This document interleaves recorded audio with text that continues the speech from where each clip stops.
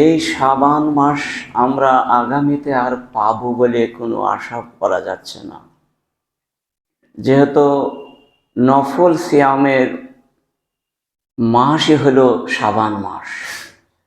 11টা মাসের মধ্যে রমজান মাস বাদে যে 11টি মাস আছে, এই 11টা মাসের মধ্যে সর্বোত্তম নফল সিয়ামের মাস হচ্ছে শাবান মাস, যে মাসটি হচ্ছে রজব এবং রমজান মাসের মাঝখানে আমাদের ভেতরে অতিক্রম হতে চলেছে। এই মাসটা নফল সিয়ামের বা নফল রোজার মাস বললাম আমি কেন? এই মাসে খুব বেশি বেশি করে রোজা রাখতে হবে। প্রতিটা মাসে রোজা আছে, সিয়াম আছে, কিন্তু এই মাসের সিয়ামটা অধিক মাত্রায় আছে। প্রায় মাসটাই মহানবী রোজা রেখেছিলেন 2-4 দিন বাদে। তো সেই হিসাবে আমাদেরকেও রাখতে হবে। আর দ্বিতীয়ত, এই মাসে বেশি বেশি করে দরুদ পাঠ করতে হবে। সারা জীবনই দরুদ পাঠ করতে হবে, সারা বছরই পড়তে হবে। প্রতিটা নামাজের পরে 10 বার করে পড়তে হয়, আর এই মাসে আরো বেশি বেশি করে। দ্বিতীয়ত, এই মাসে বেশি বেশি করে ইস্তেগফার করতে হয়। 24 ঘন্টাও যদি কেউ ইস্তেগফারে রত থাকে তবু চলবে, পেশাব পাখানা বাদে।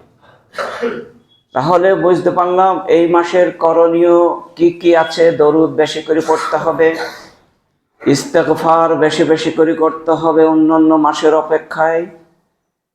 সেই ইস্তেগফার গুলো হলো আস্তাগফিরুল্লাহ ওয়া আতুবু ইলাইহি। মহানবী বলেছেন 70 মাররাতান আও আকসার, আকসারু মিন 70 মাররাতান, 70 বারেরও বেশি করে পড়তেন 5 ওয়াক্ত সালাতের পরে।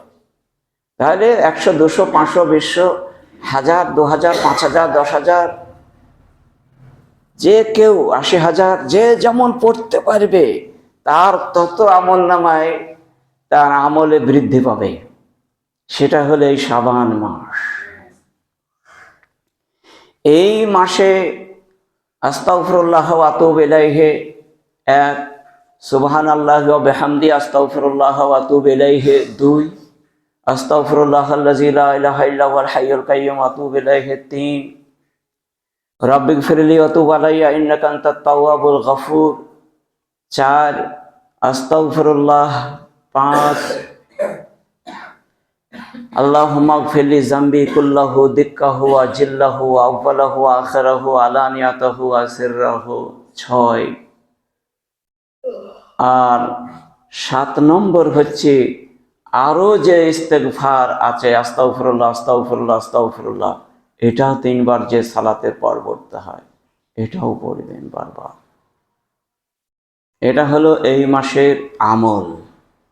যে যত দরুদ পড়বে এবং ইস্তেগফার, তার আমলে তত জমা হবে, কিয়ামতের দিন পেয়ে যাবে পাহাড়ের সমতুল্য। মুখে বলতে হয়, কোনো পয়সা কড়ি খরচ হয় না, কিন্তু এই আমলও যদি আমরা না করি তাহলে ধিক শতধিক। সেজন্য মহান সুনাম ধন্যর পাত্র হবে যারা বেশি বেশি করে আমল করবে এই মাসে। এই মাসের করণীয় দিকে প্রচণ্ড লক্ষ্য রাখতে হবে। দ্বিতীয়ত, কোরআন মাজিদে কয়েকটি ইস্তেগফারের কথা দেওয়া আছে, তার মধ্যে 1 নম্বর উল্লেখযোগ্য সূরা কাসাসের 16 নম্বর আয়াতে খুঁজে পেয়ে যাবেন, রব্বি ইন্নী যালামতু নাফসি ফাগফিরলি, রব্বি ইন্নী যালামতু নাফসি ফাগফিরলি, রব্বি ইন্নী যালামতু নাফসি ফাগফিরলি।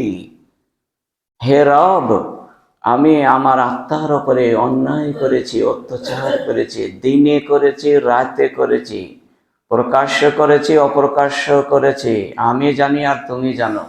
অতএব সেই অন্যায়গুলিকে ফাগফিরলি, দয়া করে ক্ষমা করে দাও। এই একটা ছোট্ট একটি আয়াতের টুকরো, রব্বি ইন্নী যালামতু নাফসি ফাগফিরলি, আপনার সব গুনাহ মাফ হয়ে যাবে। বলো আলহামদুলিল্লাহ। হযরতে মূসা আলাইহিস সালাম একটি বাচ্চা ছেলেকে, একটা কিবতীকে হত্যা করে দিয়েছিলেন। তারপরে একটা পড়েছিলেন, রব্বি ইন্নী যালামতু নাফসি ফাগফিরলি, হে রব, আমি অন্যায়ভাবে একজনকে এরকম মার্ডার করে দিয়েছি, দয়া করে তুমি ক্ষমা করে দাও। সেটা ক্ষমা হয়ে গেছে। তাহলে বোঝা গেল যে ক্ষমার যোগ্য মহান আল্লাহ রাব্বুল আলামিন। হকুকুল ইবাদ পয়মাল করলে তার হিসাব আলাদা হবে, কিন্তু বাহ্যিক দৃষ্টিতে সে যদি অন্যায়ভাবে করে ফেল দেয় এবং সূচনা হয় এবং তার ফ্যামিলির ওপরে সদয় হয় এবং প্রচুর ভালোবাসা করে তারপরে সারা জীবন তার ওপরে এহসানি করে যায়, তাহলে ইন গাফারা আনহু ওয়া ইন আযযাবাহু, তাকে ইচ্ছা করলে আল্লাহ ক্ষমা করতে পারে, নাও করতে পারে। দ্বিতীয়ত সূরা ইউসুফের 101 নম্বর একটি আয়াত আছে, ফাতিরাস সামাওয়াতি ওয়াল আরদি আনতা ওয়ালিয়্যি ফিদ দুনিয়া ওয়াল আখিরাহ তাওয়াফফানি মুসলিমান ওয়া আলহিকনি বিস-সালিহিন। এটা পড়বেন, এটা 12 মাস পড়বেন এবং সময়ে অসময়ে যখন ইচ্ছা পড়বেন। মানে হলো আনতা ওয়ালিয়্যি ফিদ দুনিয়া ওয়াল আখিরাহ, আল্লাহ তুমি আমার অভিভাবক ইহকালে এবং পরকালে, এহ জগতে এবং পরজগতে, দুই জায়গাকারী মালিক তুমি একমাত্র স্রষ্টা। আর তোমারই আমি পূজা করি, তোমাকেই ছাড়া কাউকে আমি মাথা নত করি নাই।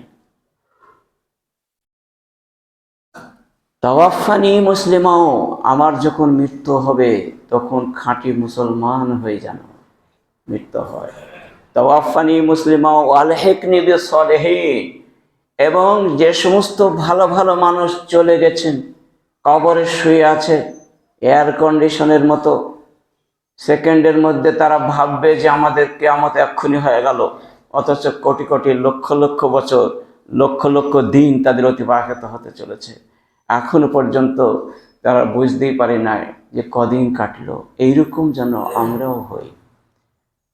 আলহিকনি বিস-সালিহিন, ওই রকম সালেহীন নেককার সৎকারী বান্দা বান্দীদের অন্তর্ভুক্ত করে দাও হে প্রভু। এই দোয়াগুলো হামেশাই করবেন, শয়নকালেও করবেন আর অন্য অন্য টাইমেও করবেন।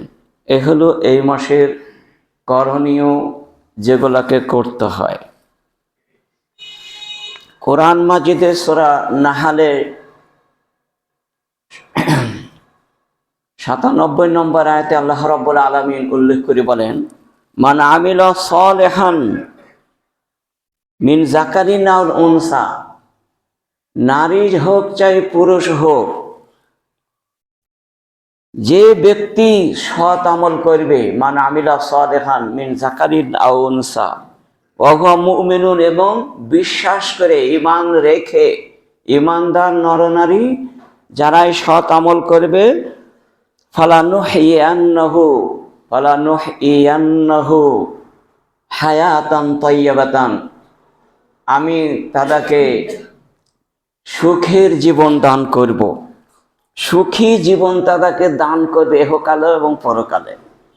কি সুন্দর কথা মহান আল্লাহ তাআলা সূরা নাহলের 97 নম্বর আয়াতে উল্লেখ করলেন যে আমি এহকালেও তাকে শান্তিতে রাখবো, অশান্তি হবে না, পরকালেও শান্তিতে রাখবো, অশান্তি হবে না। ফালানুহইয়ান্নাহু, আমি জীবিত রাখবো, দীর্ঘায়ু করব, সুখের জীবন যাত্রা সুগম করব, হায়াতান তাইয়্যিবাতান, দীর্ঘায়ু করব, পবিত্র জীবন যাপন করব, শান্তিতে কোনো অশান্তি হবে না। আমরা নারী পুরুষ উভয়ে এই আমলগুনা বর্জন করার কারণে আজকে SIR এসে বিভিন্ন অশান্তি আমাদের করতে শুরু করেছে। আল্লাহ তো নিজেই বলেছেন, ওয়ালানুযিকান্নাহুম মিনাল আযাবে, আমি পরকালের আযাবের চাইতে ইহকালের আযাবটাই আমি কিছুদিন চাকিয়ে ছাড়বো মানুষকে, অন্য জাতিকে এদের ওপরে চাপিয়ে এদেরকে আমি প্রচণ্ড কষ্ট দেব, শাস্তি দেব ইহকালের। ওয়ালানুযিকান্নাহুম মিনাল আযাবিল আদনা দুনাল আযাবিল আকবার লাআল্লাহুম ইয়ারজিউন, এই জন্য শাস্তি প্রদান করে থাকে, এই জন্যই তারা আল্লাহকে ভুলে যায়, নিজের ছেলে মেয়েকে সবাই ভুলে বসে আছে, যার জন্য কাজ আমি করি, মাঝে মধ্যে করবই। তো সারা পৃথিবীর লোককে একসঙ্গে করব না, একটা দেশকে আমি একসঙ্গে করব, জ্বালা যন্ত্রণায় অশান্তিতে ভরপুর করে রাখবো। তাই ভারতবর্ষে শুরু হয়েছে, বিভিন্ন জায়গায় চলছে অশান্তি, সব মোবাইলে বুঝতে পারছেন। আমাদের দীর্ঘায়ু সুখের জীবন কেড়ে নেওয়া হচ্ছে, কারণটা কি? নুজিকান্নাহুম মিন আযাবিল আদনা, এগুলো হচ্ছে এহকালের শাস্তি। ওয়ালা নুজিকান্না আদনা ওয়ালা আযাবুল আখিরাত আকবার, আর পরকালের শাস্তিতে এর ভয়াবহ আছে, এর থেকে বহু কঠিন কঠিন। যেমন কবরের আযাব তো প্রচন্ড কঠিন, ওর চাইও কেয়ামতের মাঠের আযাব আরো কঠিন। আর কেয়ামতের মাঠের আযাব যত কঠিন, তার চেয়েও জাহান্নামের আযাব আরো তত তত কঠিন। এ আমি পরপর আসবো। লাল্লাহুমের জহুর, তারা যদি ফিরে না আসে, তারা যদি ইস্তেগফার করে, তওবা করে, এই শাবান মাসের দোয়া গুনাহ সমস্ত বারবার হাজার হাজার বার পড়ে যেতে তওবা করে ফিরে না আসে আমার রাস্তায়, তাহলে আমি কিন্তু তাদেরকে আমি আরো অশান্তিতে ফেলে দেব। আর যারা ফিরে আসে, তওবা করে আজ থেকে এই দোয়া গুনাহ পড়তে শুরু করে দেয়, প্রতিটা নরনারী প্রতিটা ঘরে ঘরে সালাত আদায় করতে লাগবে, কায়েম করতে লাগলো। মোবাইল ফোনকে বন্ধ করে দে, বাচ্চা যুবক যুবতীদের হাতে থেকে কেড়ে নিয়ে তাদেরকে লাঠি চার্জ করে, তাকে বলা হয়েছে তুমি অভিভাবক, এহকালে আলা কুল্লুকুম রাইন ওয়া কুল্লুকুম মাসউলুন রাইয়াতিহি, তোমাকে বাড়ির অভিভাবককে অভিভাবিকাকে, বাড়ির গার্জনে বা গার্জনীকে উভয়কে শাসন করতে হবে। ছেলে মেয়ের ওপরে প্রচন্ড লোলার মতো শাসন করে যেতে হবে।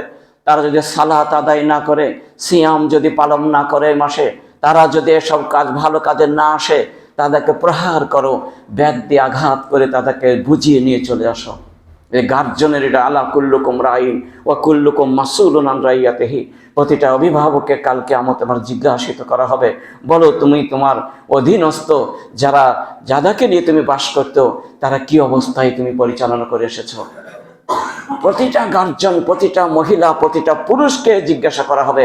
এই হাদিসটা কয়েকবার সহিহ বুখারীতে এসেছে, কয়েকটা অধ্যায়ে আলোচনা করা হয়েছে, বিভিন্ন জায়গায় বিভিন্ন রকমারি আদায় করা। কোনো সময় অভিভাবক বাড়ির গার্জনকে নিয়ে করা হয়েছে, কোনো সময় অভিভাবিকা বাড়ির গার্জনকে নিয়ে হয়েছে, কোনো সময় রাখাল তার মুনিবকে নিয়ে আলোচনা করা হয়েছে, কোনো সময় দেশের প্রধানকে নিয়ে আলোচনা করা হয়েছে, কোনো সময় রাষ্ট্র নায়ককে নিয়ে আলোচনা করা হয়েছে। বিভিন্ন রকমের আলোচনা এই হাদিসে পাওয়া যায়। সেজন্য হায়াতান তাইয়্যিবাতান, আমি সুখের জীবন দান করবো যে তারা এখনই ফিরে আসে। লাআল্লাহুম ইয়ারজিউন, এই আয়াতগুলো বলার পরে, আজকের এই খুতবা শোনার পরে যদি তারা তওবা ইস্তেগফার করে দুই রাকাত সালাত পড়ে, আমরা জীবনে কাজ করব না, মোবাইল সমস্ত কেড়ে নেব, আজ থেকে ঘরে একটা ছোট্ট মোবাইল থাকবে, ওটাই যথেষ্ট, এই বলে যদি আমল আজ থেকে শুরু করে দেয় প্রতিটা অভিভাবক অভিভাবিকা, আজ থেকে যদি সবাই সালাত কায়েম করতে লাগে, আজ থেকে সিয়ামের প্রস্তুতি যদি নিতে থাকে, এইরকমভাবে তওবা করে আর জীবনে ছাড়ব না করে দেয়, তো আল্লাহ বলেন ইন্নাল্লাহা লা ইউগাইয়িরু মা বিকাওমিন হাত্তা ইউগাইয়িরু মা বিআনফুসিহিম। আল্লাহ ওয়াদা করে বলছেন, ওয়াদাল্লাহুল্লাযীনা আমানু ওয়া আমিলুস সালিহাত লা ইস্তাখলাফনাহুম ফিল আরদি কামা ইস্তাখলাফাল্লাযীনা মিন ক্বাবলিকুম। যেমন আমি তোমাদের সঙ্গে বাগডোর, তোমাদের শাসন ব্যবস্থা, তোমাদের সমস্ত দখল করে নিয়েছে, মুসলিমের হাত থেকে ভারতবর্ষে কেড়ে নিয়ে আমি অমুসলিমের হাতে চাপিয়ে দিয়েছি, আবার পুনরায় তোমাদেরকে, তোমরা যে সবাই যদি এরকম ভাবে তওবা করে ইস্তেগফার করে যদি মাথা নত করে আমার কাছে চাও, আমার কাছে আমি কয়েকদিনের মধ্যে তাদেরকে কচুকাটা করে দিয়ে আবার তোমাদেরকে শাসনে বসাবো। এটাও আল্লাহ ওয়াদা। ওয়াদাল্লাহুল্লাযীনা আমানু ওয়া আমিলুস সালিহাত, আল্লাহ ওয়াদা করে বলছেন, যদি আমাকে ইমানদার হয়ে বিশ্বাস করে আজ থেকে সালাত শুরু করে দেয়, 15 বছর বয়স থেকে মহিলা পুরুষ যদি 5 ওয়াক্ত নামাজ আজ থেকে গোটা গ্রাম যদি পড়তে শুরু করে, গোটা ভারতবর্ষে যদি পড়তে আজ থেকে শুরু করে, আল্লাহ ওয়াদা হচ্ছে লা ইস্তাখলিফান্নাহুম ফিল আরদি, যেমন তোমরা ছিলে মোগল সাম্রাজ্যের যুগে যেমন তোমাদের শাসন ছিল, বহুদিন 800 বছর রাজত্ব করে গেছে, ওই রকম 1 মাসের মধ্যে 2-4 মাসের মধ্যে, 1 বছর নয়, এর আগে তোমাদেরকে আমি আবার ওই রকম জায়গায় পৌঁছে দেব। লা ইস্তাখলিফান্নাহুম ফিল আরদি কামা ইস্তাখলাফাল্লাযীনা মিন ক্বাবলিকুম, যেটা পূর্বে ছিল এরকম আবার করে দেব। এটা কার কথা? মহান আল্লাহ তাআলার কথা। তো আমাদের তো করতেই পারবো না, তাহলে এইভাবে যা যন্ত্র যত আসবে তত বাড়বে, কিছু করার নাই, কিচ্ছু করার নয়। বাগডোর ধরতে হবে। আমি সালাত পড়ছি, আমার ছেলে মেয়ে পড়ছে না, সেগুলোকে কড়া হাতে দমন করতে হবে। যদি করতে পারি, আল্লাহর ওয়াদা আসবেই, এতে কোনো ভুলের অবকাশ নেই। ওয়ালা নাজজিয়ান্নাহুম, আর বলছেন আমি তার প্রতিদান দেবই, আমি একে করবই এটা। ওয়ালা নাজজিয়ান্নাহুম, তাকে পুরস্কার করব আমি, আজরাহুম আজরাহুম বিহাসানি মা কানু ইয়ামালুন। যদি আমল করতে পারে আজকে, এখনই যদি আমলে শুরু করে দেয়, আমি এখন থেকে পরিবর্তন আজ থেকেই শুরু হয়ে যাবে, কয়েকদিনের মধ্যেই আমি পরিবর্তন করে ফেলবো।